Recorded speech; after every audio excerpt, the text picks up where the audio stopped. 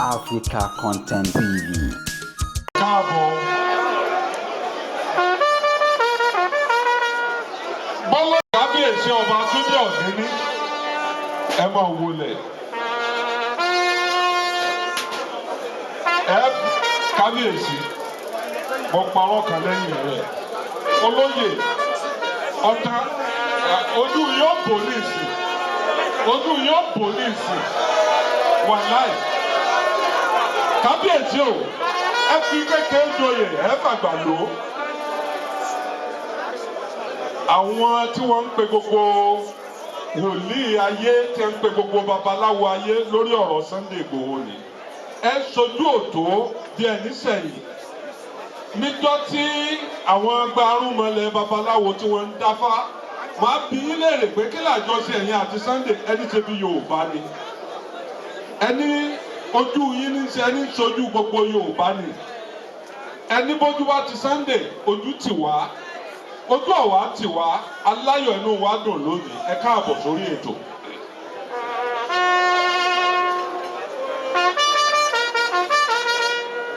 Mo dúpẹ́ lọ́wọ́ Ọlọ́run.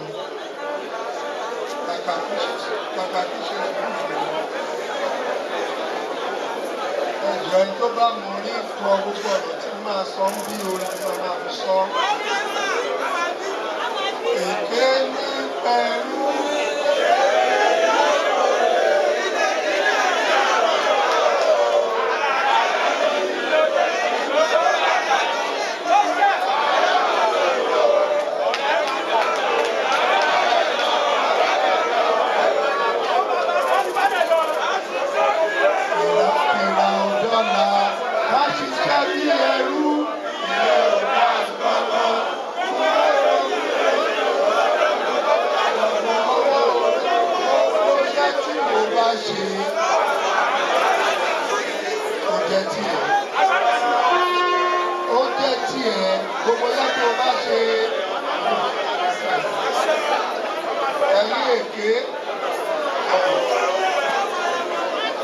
Mo dúpẹ́ lọ́wọ́ Ọlọ́run ọba.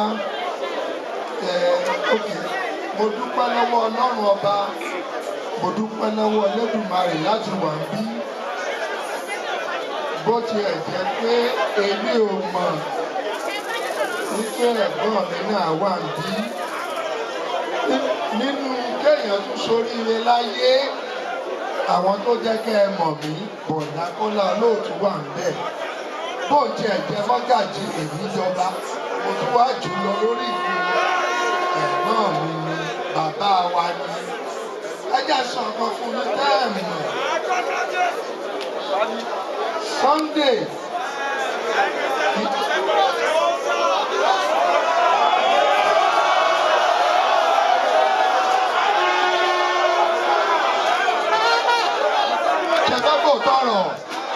Ṣẹ̀gbẹ́gbò tọrọ. Èmi iṣẹ́ ẹni tí wọ́n ní ó sọ̀rọ̀ ṣẹ́jú kan ń sọ tinú mi tán. Ẹ wà aṣọ tán, á sì mọ lọ lé, á jẹ́ àmú àmọ̀ lọ. Ṣùgbọ́n ń sòótọ́, ohun tí bá ti sọ wà láàárọ̀ ọ̀rọ̀ mọ́. Èmi ò mọ Sunday Ìbàdàn o. Mo mọ Sunday nígbà tí mo jẹ́ sójà. Ó wà bí ìwọ náà ọmọ yìí. Nígbà tí mo wà sójà, ọmọ kékeré young soldier, General Sani Abacha, ó ní ká lọ lẹ́bù gbogbo Mọdákẹ́kẹ́ àti Ifẹ̀. Ìrìn àjò wa nìyẹn o. Ṣùgbọ́n àwọn èèyàn ò mọ̀. Kò sí nǹkan tó ń ṣe tí mi ò mọ̀. Kò ì kàn mí ni. Tó bá kàn mí, òun dá sí. Ṣùgbọ́n ti kàn mí, mo ti dá sí. Wọ́n ní wèrè.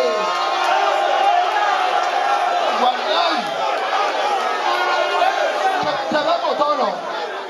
Bàbá Adédìbú sọ kankan fún mi, kọ́nà ń bá fọ̀rún kábàbà. Ó lọ́mọ mi, ó ní inú ìjọ̀gbọ̀n lọ tí ń jẹun látàyè sọ́jà. Ìjọ̀gbọ̀n gan ni mo láìkì.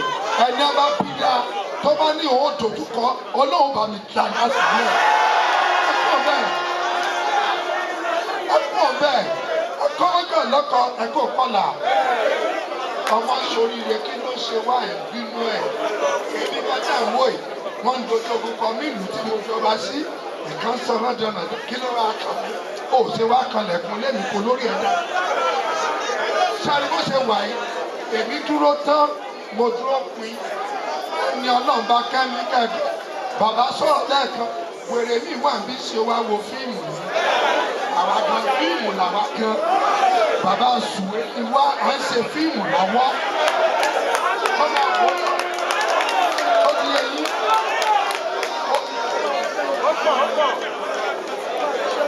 Ada fún ọmọ mi kẹfẹ kò tọrọ I was trained by military intelligence sójà ni mí kò sí tẹ́fẹ́ sọ tí mi gbọ́ngàn kan rọ ẹ̀ Sunday nídìí lọ́ọ̀yà àfẹnu ara wa lọ́rẹ̀ẹ́ sọ̀rọ̀ ní sójà lè bí àlòkù sójà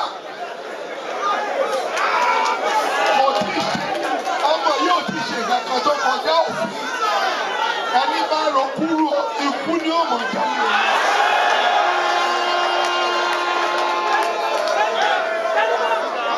ẹjẹ tún kọ ní kankan bá mi kọ o mo lórí ní fi mọ sọ̀rọ̀ orin Ìjẹ̀ṣà mo fẹ́ kọ báyìí sọ̀rọ̀ pé yà ọ̀nì Ọlọ́run ṣe lóore o wọ́n ní wá sókè.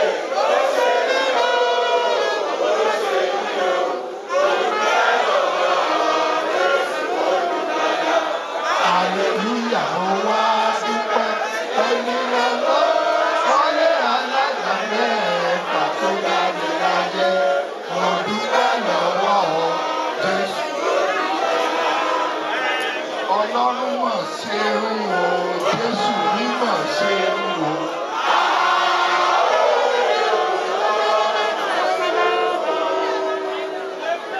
Ayé oníyọ̀rí. Jésù méje po mẹ́rin àfọlùmí sí ọ mọ́ra àfọlùmí náà sí ọ. Sunday mo ní fẹlùmí ṣe ẹ́ ó wọlé kanlẹ̀ ẹ̀lò ó wọlé kò sí ẹ̀ tó ṣẹlẹ̀. Ada fún ẹ pàtàkì àgbo kí mi lọ. Ẹ̀jẹ̀ bá kò tọrọ. Sábà náà àrẹ́sì èèyàn bẹ́ẹ̀ni ló ń gbẹ̀yìn gbogbo owó ilé mi l'Àbújá ní Nàìjíríà n'Íbàdàn ń kólẹ̀ àgbàgbé ìwọ fi wọ́n lẹ̀ jẹ́kọ́ wá má bá yẹn jà ó ti kọjá ìjọ ọmọ ogun ni ọ́ àwọn òdúró tí ìbá ti wá kólẹ̀ tẹ̀lá ní níta ẹ̀ṣọ́ mílẹ̀ kọ̀ọ̀dà tẹ̀lé àwọn náà àwọn wo.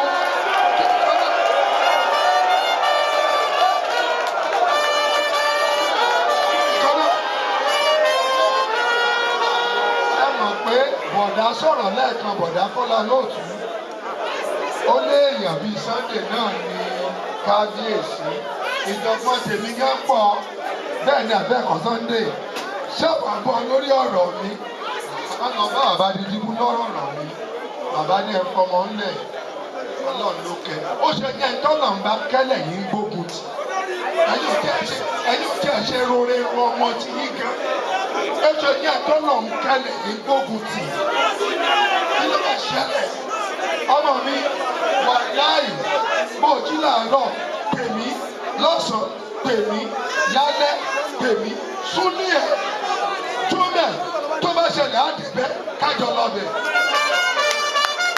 wèrè kan pè mí Jésù wèrè kan pè mí ó lòun DSS ó ní mo gbálẹ̀ kan mo ní jọ nítorí Ọlọ́run kí ló kan DSS àti ilẹ̀ mo bí ó ní máa bọ̀ mo bọ́ díjù ìgbà mo lọ wọ́n ní máa ilé yóò gbádùn mo ní mo síkì mo ní mo sòtọ́ ọ̀rọ̀ fọ̀ kí ló kẹ́ pẹ̀lú lẹ̀ mo gbalẹ̀ gbé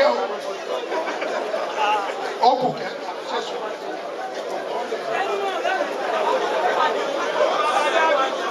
Àti wà tipẹ́tipẹ́ o kò sẹ́ni tó lè yà wá o. Mo ti mọ̀ nígbàdá tí wọ́n ṣe sójà as a young soldier bọ̀dá Kọ́lá ló kó mi yọ nígbà mo kó sójà tí mo lọ London dé dáadáa business ilẹ̀ ní bọ̀dá ní ọmọ mi. Bí ọmọdà tó ń ṣe òṣè kọjú mọ́ ogun jàgídíjàgan sójà òṣè tó kò lára sójú kò lára mi báyìí bọ̀dá.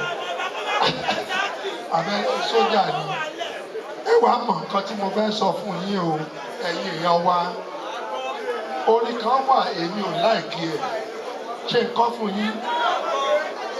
Máa jó lọ mò ń wẹ̀yìn rẹ, orin burúkú ni. Ẹ jẹ́ kí gbogbo wa kájọ kúkú jọ máa jó pọ̀ ní àwa níní. Sunday máa jó lọ.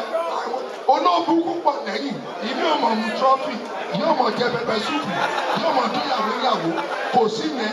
Ẹni bá rẹ́dì kó rẹ́dì. Ẹni bá rẹ́dì orin máa jó lọ mò ń wẹ̀ yẹn kọ́ ló wà lẹ́yìn. Ẹ kọ́wọ́ tì í ìyàzọ́wẹ̀ ẹ̀yìn òpin ní ẹ wo bí tá a bára wa dé.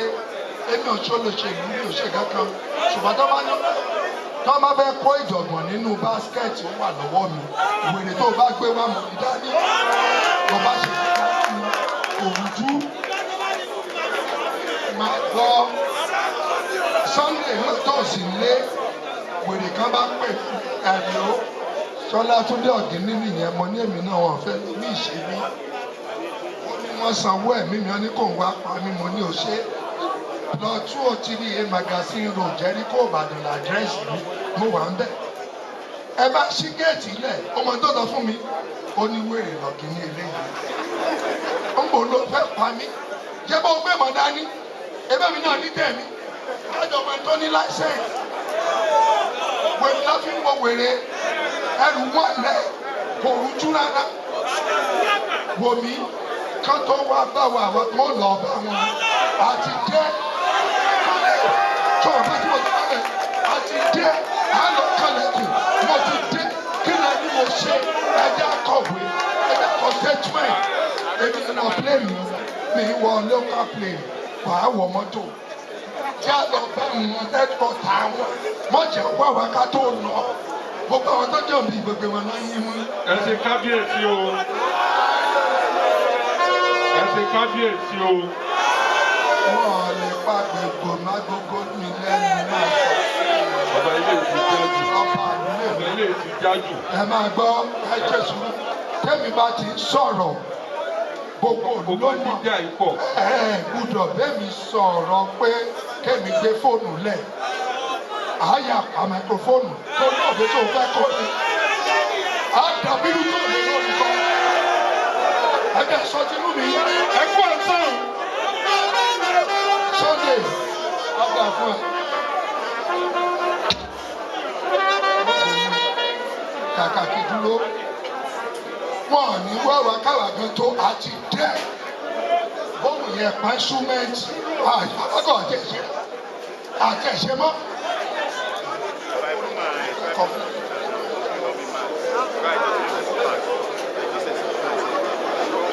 Mọ́jú ẹgbẹ́ tó máa lọ́jú. Yọ̀gọ̀ ẹgbẹ́ tó yọ̀gọ̀ sí.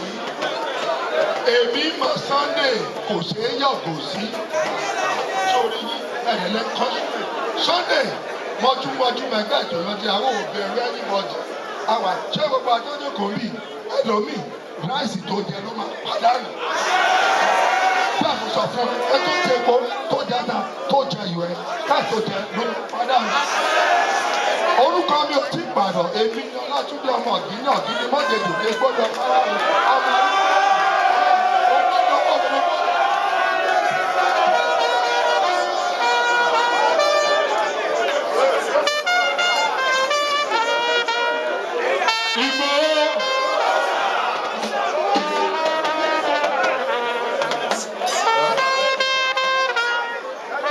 Oloye wọ́n bá fún yín láwọ̀ ọdún kan wọ́n bá gbé nǹkan kan fún yín.